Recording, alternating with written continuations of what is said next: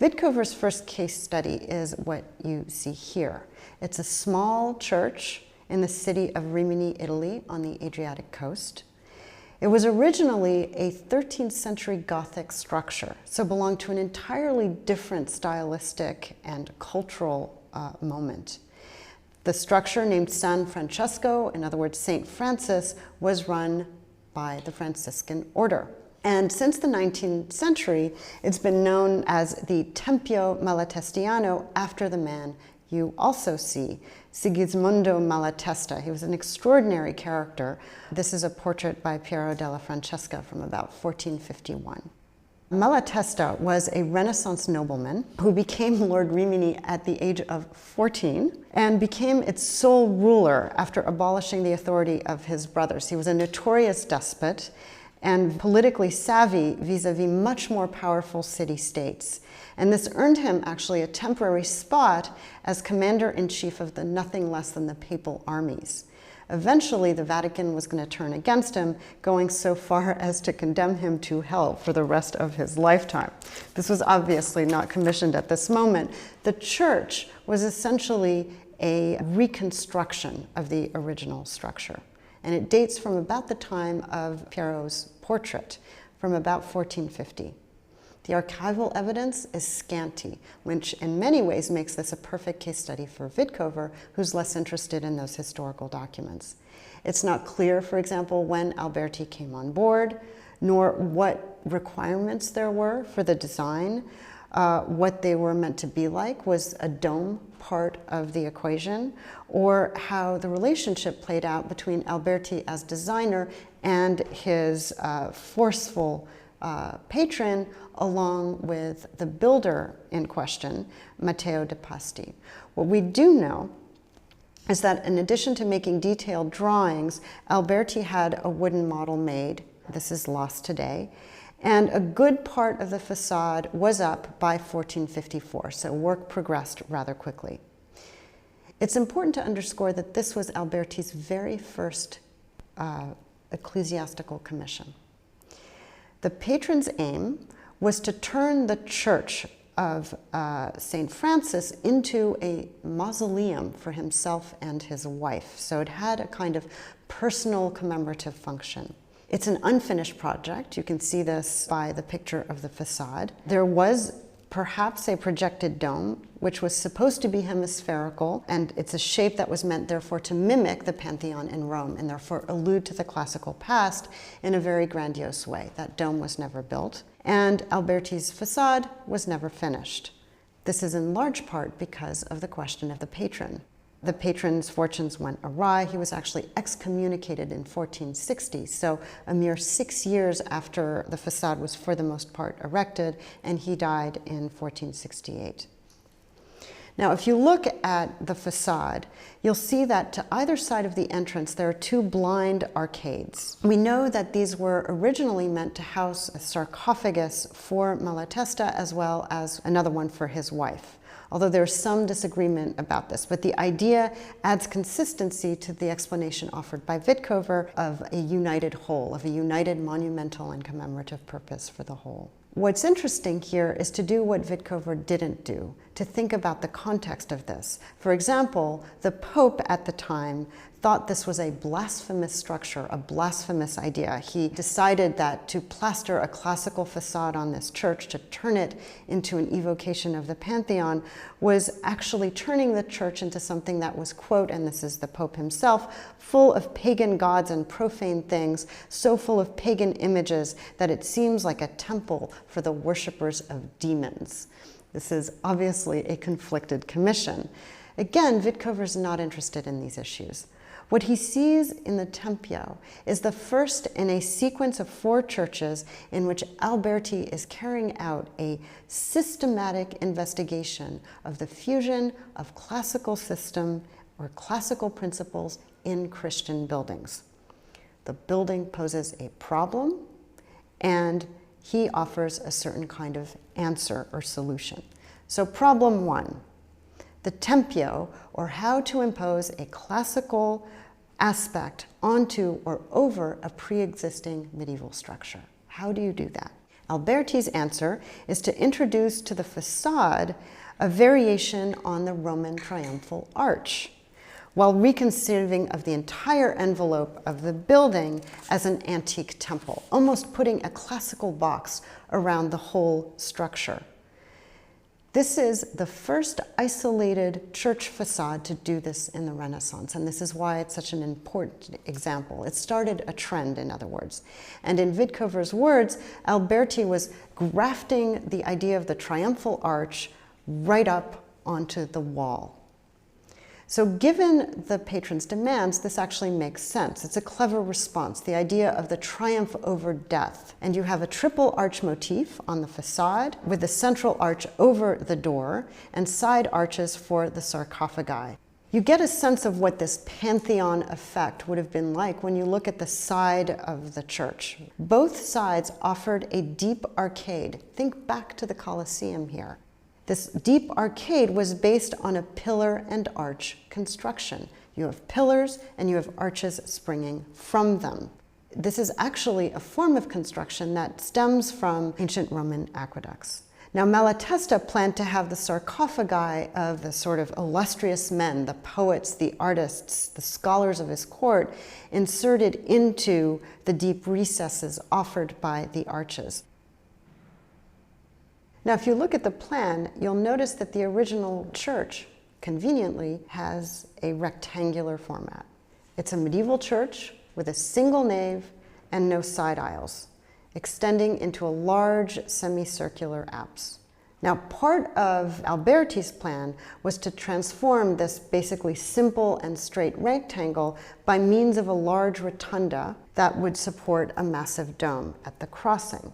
The nave was meant to be covered over by a barrel vault made of timber, and over this, a pitched roof over the side chapels and the nave.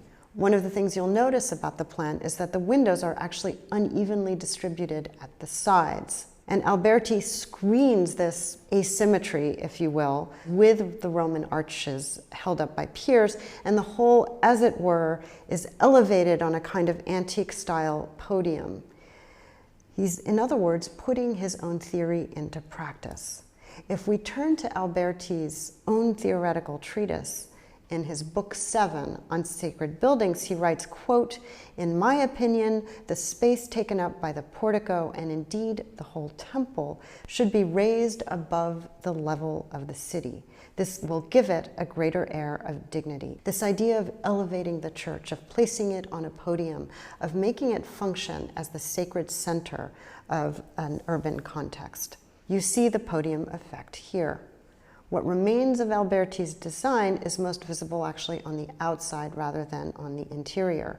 And you also can gather the repercussions of what it means to impose a triumphal arch idea on a church facade. The other important aspect of all of this is that his classical source was local. It's what you see, the arch of the Roman Emperor Augustus. What Alberti is doing here is that he's playing with classical motifs. He's not copying them verbatim. He keeps the roundels of the arch, he transposes them onto the facade, as well as the relation of the arch, the fluted engaged columns, and the spandrel. The spandrel is actually the space between a curved element and a rectangular boundary. And then he places a triangular pediment over the door, inside of the arch on the facade, rather than above it, as you see in the actual arch. The capitals are in the spirit of Antikomenia and in the playfulness that we see with Wittkover, completely his invention. Now, for Wittkover, Alberti's approach to architecture is to create a series of problems to solve. The first challenge is that a triumphal arch is essentially a one-story structure. But when a church facade has to screen a very high central nave between the chapels or lower aisles to either side, the screen needs to be a two-story structure. So how do you transform a triumphal arch, which is a one-story structure, into a two-story structure to mask the entirety of the church? You're faced, as an architect, with the problem of extending a one-story system to a two-story system. There were Venetian precedents for this. They were Byzantine and Gothic, such as St. Mark's in Venice, or the Frari. So when Alberti tries to plaster a classical system on this, what Wittkower does is to engage in a kind of game to reconstruct what Alberti's intentions were. He surmises the elements of the facade and the composition of the facade that were never completed, but must, if you follow Wittkower's logic, have aimed for unity in its classical scheme. There's a key piece of evidence in the story. It's a medal by sculptor and medalist Matteo de Pasti, who collaborated with Alberti on the design and the construction of the church. That medal shows a huge hemispherical dome, low curved walls placed above a heavily articulated entablature over the side bays. What the medal reveals is a fully elaborated second-story arch over the central bay, above the entrance, and it's clearly articulated as a small shrine, what we call an edicula, with a window divided into 3 parts, sitting in the niche, and the whole is crowned by a floral motif. We see the legacy of this idea in Venice, in a monastery church of San Michele in Isola. The evidence is that in 1454, Alberti actually changed his mind and switched the curved walls of the upper part for straight sloping walls decorated with large scrolls. Still, ultimately, Alberti's scheme reveals a classically derived system on the lower story and essentially a kind of medieval concept above, despite the classical details. By classicism, it's important to underscore that I don't mean some generic notion of the classic, but that we're referring very specifically to the Greco-Roman past of Western civilization. Now, for Italian Renaissance architects, this really meant ancient Rome, not Greece. Italian architects did not go to ancient Greece. They did not see the Acropolis firsthand. But what they had around them, surrounding them, in Florence, in Rome, were the remnants of Republican and imperial Rome, the Pantheon, the Colosseum. Problem number 2. How the entablature, at the point at which it projects above each column, confounds the attempt to coordinate the lower story with the upper story. And this is where the work of the diagram comes in. What Wittkower is demonstrated in his schematization of the facade is an attempt to resolve the contradiction of the lower story with the upper story. On the one hand, the composition as a whole is rigorously faithful to Alberti's theory of architecture. Remember that for him, columns were decorative, and here the columns remain, in principle, the decoration of the facade, following his sense that the column needed to be ornamental and not structural. This is Alberti, quote, "The principal ornament in all architecture certainly lies in the column." While on the side of the building, as we saw, the wall is aligned with a pillar arch construction. He derives the design of the sides from the facade, but strips the sides of the columns. That's one side of the story. On the other hand, there's what Wittkower is showing with his diagram, with his lines, which actually have different weight if you look at them. What his diagram foregrounds is actually a series of disrupted rhythms, which come from his assessment of the visual essence of the element. The entablatures should, by all logic, create a horizontal barrier between the lower register and above. The interesting thing is that you also expect a vertical continuation, and that's what you see in the central bay with the entrance and that niche or edicula above it. This part accentuates the verticality of the building, not the horizontality of the building. What happens here is that fundamentally we are left with a contradiction. While the central vertical thrust remains apparent, it is challenged, according to Wittkower, by the high base, that podium on which all of the columns rest, as well as the side bays, which emphasize a horizontal aspect to the facade. You can see him drawing the lines in bold to emphasize this contradictory state, to prove his point.